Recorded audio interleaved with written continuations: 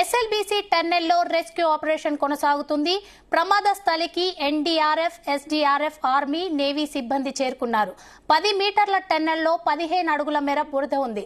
టన్నెల్లోని బురద నీటిని తొలగించేందుకు ప్రయత్నాలు చేస్తున్నారు. గ్యాస్ కట్టర్తో బోరింగ్ మిషన్ విభాగాల కట్టింగ్, కన్వేయర్ బెల్ట్ పునరుద్ధరణకు ఇంజనీర్లు ప్రయత్నాలు చేస్తున్నారు.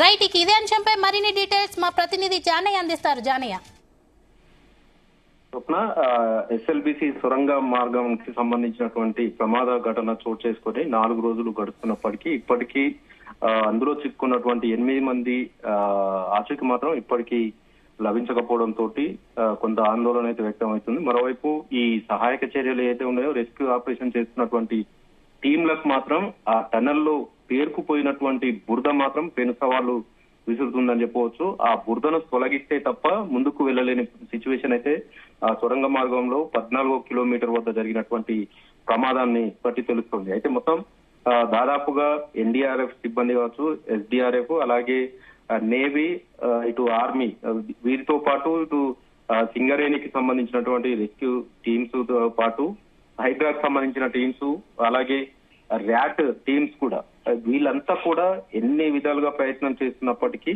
లోపల సొరంగ మార్గంలో ప్రమాదం జరిగిన చోట నీరు ఊట అలాగే కొనసాగుతుంది. దీంతో ఆ బురద ఏదైతే పేరుకుపోయి ఉన్నదో ఆ బురద కూడా అలాగే ఉండడంతో పాటు ఇటు ఏదైతే టనల్ పీబీఎం మిషన్ ఏదైతే ఉందో అది కూడా ధ్వంసం కావడంతో పాటు ఇటు కాంక్రీట్ కు వేసేందుకు బిగించినటువంటి ఐరన్ రాడ్లు కూడా కింద సొరంగ మార్గంలో పడడంతో ఈ సహాయక చర్యలు చేపట్టేందుకు మాత్రం చాలా ఇబ్బందులు ఎదురవుతున్న పరిస్థితి ఉంది. అక్కడ లోపల ఉన్న ప్రమాదం జరిగిన చోట ఆ సిచ్యువేషన్ ఎలా ఉందనేది ఫోటోగ్రఫీ కానీ ఇటు వీడియోస్ కానీ తీసుకొని బయటకు వచ్చిన తర్వాత ఎలా దీన్ని ఛేదించాలనే విషయం పైన కూడా అన్ని విధాలుగా కూడా ప్రయత్నాలు చేస్తున్నప్పటికీ నీరు ఆగకుండా వస్తుండడం, గంటకు దాదాపుగా 3,500 నుంచి 5,000 లీటర్ల వరకు నీరు సొరంగంలోకి వస్తుండడంతో పాటు ఇటు దాదాపుగా 1000 క్యూబిక్ మీటర్ల మేర కూడా 15 అడుగుల ఎత్తులో ఈ బురద అలాగే రాళ్లతో కూడినటువంటి బురద అక్కడ అక్కడ నిల్వ ఉండడంతో దాన్ని తొలగించేందుకు తీవ్ర ప్రయత్నాలే చేస్తున్నారు. దీంతో ఏదైతే కన్వేయర్ బెల్ట్ ఏదైతే ఉంటుందో ఆ బెల్ట్ కూడా 12 కిలోమీటర్ వరకు ధ్వంసం కావడం, 14 కిలోమీటర్ నుంచి 12 కిలోమీటర్ వరకు ఆ కన్వేయర్ బెల్ట్ కూడా ధ్వంసం కావడం జరిగింది. దీంతో ముందుకు వెళ్ళాలంటే వెళ్ళలేని పరిస్థితి అక్కడ చోటు చేసుకోవడం, దీనికి తోడు వాటరు అలాగే బురద, ఇటు ధ్వంసమైనటువంటి మిషన్ కి సంబంధించినటువంటి మెటీరియల్ కూడా ఎక్కువ బరువు ఉన్న నేపథ్యంలో దాన్ని తొలగించాలంటే కూడా ఆటంకాలు ఏర్పడుతుండడంతో రిస్క్ ఆపరేషన్ చేసేందుకు కూడా మేజర్ గా ఆ ప్రమాదంలో ఏదైతే మిషన్ కి సంబంధించినటువంటి సగ భాగం వరకు కూడా డ్యామేజ్ కావడం, అదంతా కూడా బరువుతో కూడుకున్నది కావడం, దీంతో పాటు ఇటు బురదతో కూడుకున్నటువంటి రాళ్లు ఉండడంతో దాన్ని బయటికి తీయాలంటే మాత్రం ఖచ్చితంగా ఈ కన్వేయర్ బెల్ట్ ఏదైతే ఉంటుందో దాన్ని వినియోగించాల్సి ఉంటుంది. దానికి సంబంధించి కూడా ఆ మరమ్మతులు కూడా ప్రస్తుతం అయితే ఆ మరమ్మతులు కూడా కొనసాగిస్తున్నారు. అయితే ఈ రోజు సాయంత్రం వరకు కూడా లోపలికి వెళ్ళినటువంటి ఏదైతే ఈ ఎన్డీఆర్ఎఫ్ సిబ్బంది కావచ్చు, రెస్క్యూ ఆపరేషన్ కి సంబంధించి ఇటు నేవీ కావచ్చు, ఆర్మీకి సంబంధించిన వీళ్ళంతా కూడా సహాయక చర్యల్లో లోపలికి వెళ్లిన సమయంలో ఏదైతే 12 కిలోమీటర్ దాటిన తర్వాత కూడా అక్కడ ఆక్సిజన్ కూడా సరిగ్గా అందడం లేదు. దీంతో పాటు ఇటు ఉక్కపోత కూడా ఎక్కువ ఉంది అనేది కూడా లోపలికి వెళ్ళి వచ్చిన వారు చెప్తున్న పరిస్థితి. మరోవైపు ఆ శిథిలాల అవతల 8 మంది ఎవరైతే ప్రమాదంలో చిక్కున్నారో వారు అవతల వైపు ఉన్నారా లేదంటే శిథిలాల కింద ఉన్నారా అనేది మాత్రం ఇంకా తెలియాల్సి ఉంది. ఈ రెస్క్యూ ఆపరేషన్ అన్ని టీంలు కలిసి దాదాపుగా 600 మంది వరకు ఈ సహాయక చర్యల్లో పాల్పంచుకుంటున్నప్పటికీ అన్ని టీంలు కూడా ఎలాగైనా వారిని ఏదైతే 8 మంది చిక్కున్నారో వారిని బయటికి తీసుకొచ్చేందుకు శతవిధాలుగా ప్రయత్నిస్తున్నారు. దీన్ని మంత్రులు, ఉప ముఖ్యమంత్రి బట్టి విక్రమార్క, అలాగే మంత్రులు ఉత్తమ్ కుమార్ రెడ్డి, జూపల్లి కృష్ణారావు, అలాగే కోమన్ రెడ్డి, వెంకటరెడ్డి వీళ్ళందరూ కూడా వీరితో పాటు అధికారులు కూడా అక్కడే ఉండి పర్యవేక్షిస్తున్నప్పటికీ ముఖ్యంగా ఈ ప్రమాదానికి సంబంధించి పీబీఎం మిషన్ కి సంబంధించినటువంటి డ్యామేజ్ జరిగినటువంటి మెటీరియల్ తో పాటు బురద అనేది బయటికి తీసే తప్ప వీళ్ళు ముందుకు వెళ్ళలేని పరిస్థితి. ప్రస్తుతం 12 కిలోమీటర్ వరకు కన్వేయర్ బెల్ట్ సరిగ్గానే ఉంది. ఆ తర్వాత ముందు దాదాపుగా 14 కిలోమీటర్ వరకు డ్యామేజ్ అయింది కాబట్టి దాదాపుగా కిలోమీటర్న్నర ఈ కన్వేయర్ బెల్ట్ ను మరమ్మతులు చేస్తే తప్ప ముందుకు వెళ్ళలేని పరిస్థితి. కాబట్టి ఆ కన్వేయర్ బెల్ట్ రిపేర్ అయిన మరమ్మతులు అయిన తర్వాతనే ఆ కన్వేయర్ బెల్ట్ ద్వారా ఈ బురద ఏదైతే ఉందో దాన్ని బయటికి పంపించే అవకాశం ఉంటుంది. ఎందుకంటే ఆ సొరంగ మార్గం తవ్వే సమయంలో మట్టిని కూడా అదే కన్వేయర్ బెల్ట్ తోటి బయటికి పంపించడం జరుగుతుంది. అందుకోసమనే ఈ కన్వేయర్ బెల్ట్ అనేది పూర్తయితే తప్ప మరమ్మతులు పూర్తయితే తప్ప ఆ బురదను బయటికి తీసే అవకాశం ఉంటుంది. దీంతో పాటు ఏదైతే ఈ కాంక్రీట్ వేయడానికి వినియోగించినటువంటి ఐరన్ రాడ్లతో పాటు ఈ టన్నల్ మిషన్ పీవీఎం మిషన్ కి సంబంధించినటువంటి డ్యామేజ్ జరిగినటువంటి ఆ మిషన్ కూడా బయటికి తీయాలంటే కట్టర్లతో సహాయంతో వాటిని తొలగించాల్సి ఉంటుంది. వాటిని కూడా ఏ విధంగా బయటికి తీయాలనేది అక్కడ నిపుణులు అయితే జిఎస్ఐ అలాగే ఎన్జిఆర్ఎస్ నిపుణులు కూడా వాటికి సంబంధించి ఒక అంచనాకు రావడం జరిగింది. దానికి ఎలాంటి పనులు చేయాలి, వాటిని ఎలా బయటికి తీయాలనే దాని మీద కూడా వారు ఒక అవగాహనకు రావడం జరిగింది. దాంతో సాయంత్రం వరకు కూడా ఈ సహాయక చర్యలు అనేవి లోపల వరకు దాదాపుగా 13.5 కిలోమీటర్ల వరకు కొంత మేర నడుచుకుంటూ వెళ్ళినప్పటికీ అక్కడ ఉన్న సిచ్యువేషన్ ఆక్సిజన్ సరిగ్గా అందడం లేదు అంటూ కూడా అక్కడికి లోపలికి వెళ్ళిన వారు ఒక వీడియోను కూడా బయటికి విడుదల చేయడం జరిగింది.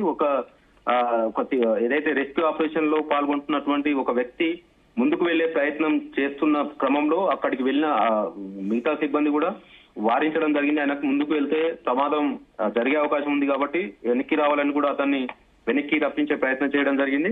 అయితే అక్కడ సిచ్యువేషన్ ఆ బురదను తొలగిస్తే మరి పైకప్పు అంతా కూడా ఉంటుందా, లేదంటే ఆ బురదను తొలగించిన తర్వాత పూర్తిగా కూలిపోతుందా అనేది మాత్రం కూడా ఒక అంచనా వేయాల్సి ఉంది. ముఖ్యంగా ఆ నీటి ఊట అనేది ఏదైతే ఉందో దాన్ని నీటి ఊటను రాకుండా చేస్తే తప్ప ఈ రెస్క్యూ ఆపరేషన్ మాత్రం విజయవంతమయ్యే అవకాశం అయితే కనబడతలేదు. దీనికి సంబంధించి నీటి ఊటను రాకుండా చేసి ఆ బురదను అలాగే ఏదైతే డ్యామేజ్ అయినటువంటి ఆ పీబీఎం మిషన్ విడి భాగాలను వాటిని కూడా బయటికి తీసిన తర్వాతనే అక్కడ చిక్కుకున్నటువంటి వారి ఆచూకీ మాత్రం లభించే అవకాశం ఉంది. దానికి తగ్గట్లుగా కూడా ఇన్ని ఏదైతే ఎన్డీఆర్ఎఫ్ కావచ్చు, ఎస్డీఆర్ఎఫ్ అలాగే ఆర్మీకి సంబంధించినటువంటి ఈ టీంలన్నీ కూడా తమ శక్తి వంచన లేకుండా కూడా సహాయక చర్యలు చేపడుతున్నప్పటికీ ఇప్పటి వరకు కూడా 4 రోజులు గడుస్తున్నప్పటికీ లోపల చిక్కుకున్నటువంటి 2 ఇంజనీర్లు కావచ్చు, 2 పీబీఎం ఆపరేటర్లు కావచ్చు, మరో 4 కార్మికులు కావచ్చు, వీరికి సంబంధించి ఎలాంటి ఆచూకీ అనేది ఇప్పటికి లభించకపోవడం, బయట ఉన్నటువంటి వారి తోటి కార్మికులు కావచ్చు, వాళ్ళ ఉద్యోగస్తులు కూడా తీవ్ర ఆందోళన చెందుతున్న పరిస్థితి.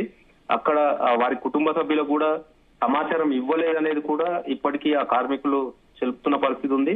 వారి సిచ్యువేషన్ పైన ప్రభుత్వంకి కానీ అక్కడ సహాయక చర్యలు చేపడుతున్న వారికి కూడా ఎలాంటి క్లారిటీ, వాళ్ళు ఏ సిచ్యువేషన్ లో ఉన్నారు అనేది క్లారిటీ దొరికే అవకాశం ఇప్పటి వరకు దొరకలేదు. కాబట్టి ఎలాంటి సమాచారం ఇవ్వాలనేది కూడా కొంత సందిగ్ధం వ్యక్తం చేస్తున్న పరిస్థితి. మొత్తానికైతే ఈ టన్నల్లో జరిగినటువంటి ప్రమాదానికి సంబంధించి మాత్రం గతంలో చాలా చోట్ల ఈ సొరంగ మార్గాల్లో ప్రమాదం జరిగినప్పటికీ వాటన్నిటికంటే ఈ సొరంగ మార్గం ఎస్ఎల్బిసి టన్నల్లో జరిగినటువంటి ఈ ప్రమాదం ఏదైతే ఉందో ఇది భారీ ప్రమాదంగా కూడా ఇప్పటికే అధికారులంతా కూడా ఒక అంచనాకి రావడం, ఆ మిగతా చోట్ల సొరంగ మార్గాల్లో జరిగినటువంటి ప్రమాదాల్లో వారు అక్కడ తీసుకున్నటువంటి సహాయక చర్యలు ఏ విధంగా తీసుకున్నారో వాటిని అన్నింటినీ అక్కడ పాల్గొన్నటువంటి నిపుణులందరినీ కూడా సహాయం చర్యల్లో పాల్గొన్న వారిని కూడా రప్పించి వారితోటి ఇక్కడ సహాయక చర్యలు చేపట్టే విధంగా కూడా ప్రభుత్వం చేపడుతున్నప్పటికీ కానీ అక్కడ ప్రధానంగా బురదని బయటికి తీయడం తప్ప వేరే మార్గం అనేది కనబడతలేదు. కాబట్టి ఆ బురదని ఈ కన్వేయర్ బెల్ట్ ఏదైతే మరమ్మతులు పూర్తయితే ఆ బురదని కొంచెంగా తొలగించడంతో పాటు ఇటు ఏదైతే నీరు ఉబికి వస్తుందో ఆ నీటిని కూడా ఇప్పటికే ఏదైతే హెవీ మోటార్లను కూడా బిగించడం జరిగింది. ఆ మోటార్ల ద్వారా బయటికి వస్తున్నప్పటికీ నీటి ఊట ఎక్కువ ఉండడం తోటి ఈ బురద అనేది మాత్రం 4 రోజుల క్రితం కూలింది కాబట్టి గట్టి పడడం తోటి దాన్ని ఎలా తీయాలనే దాని మీద కూడా కొంత వాళ్ళు ముందుగా దాన్ని ఎలా తీయాలనే దానిపైన ఒక నిర్ణయానికి రావాల్సి ఉంటుంది. అలాగే ఆ రాడ్లు మిషన్ కి సంబంధించి కూడా దాన్ని కట్టర్లతో సహాయంతో తీయాల్సి ఉంటుంది కాబట్టి అటు ఇప్పటికే జనరేటర్ ని కూడా పెద్ద జనరేటర్ ని కూడా లోపలికి తీసుకెళ్లడం జరిగింది.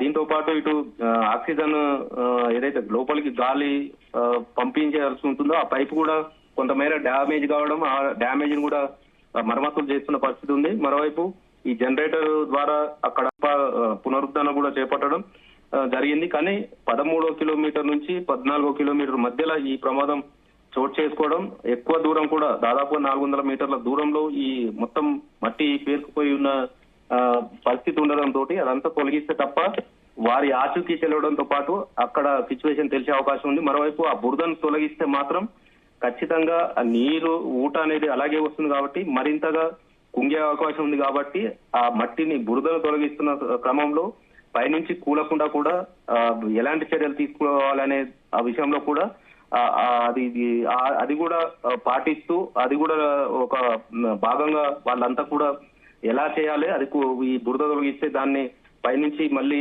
కుంగిపోకుండా ఉండేందుకు కూడా చర్యలు చేపట్టే విధంగా కూడా ప్రణాళికలు రూపొందించుకొని ఈ రెస్క్యూ ఆపరేషన్ అయితే నిర్వహిస్తున్నారు. మొత్తానికైతే అన్ని టీములు కూడా ఈ సహాయక చర్యల్లో లోపల చిక్కుపోయిన వారిని ప్రాణాలతోటి తీసుకురావాలనేది అన్ని విధాలుగా విధాలుగా ప్రయత్నిస్తున్నప్పటికీ ఈ బురద మాత్రమే ఆటంకిగా మారడం రేపటి వరకు మరి చూడాలి. ఆ బురదను కన్వేయర్ బెల్ట్ పూర్తయితే బురదను తొలగిస్తే మాత్రం ఒకవేళ ఆ బురద కింద వీళ్ళంతా చిక్కుకోవడం అనేది ఉన్నదా, లేదంటే మిషన్ కి ప్రీవియం మిషన్ అవతల ఉన్నారా అనేది మాత్రం తెలిసే అవకాశం అయితే ఉంది. రేపు మధ్యాహ్నం వరకు బురదను తొలగించే పనులు అయితే స్టార్ట్ అయ్యే అవకాశం అయితే కనబడుతుంది. స్వప్న, థ్యాంక్ యూ జానయ్య.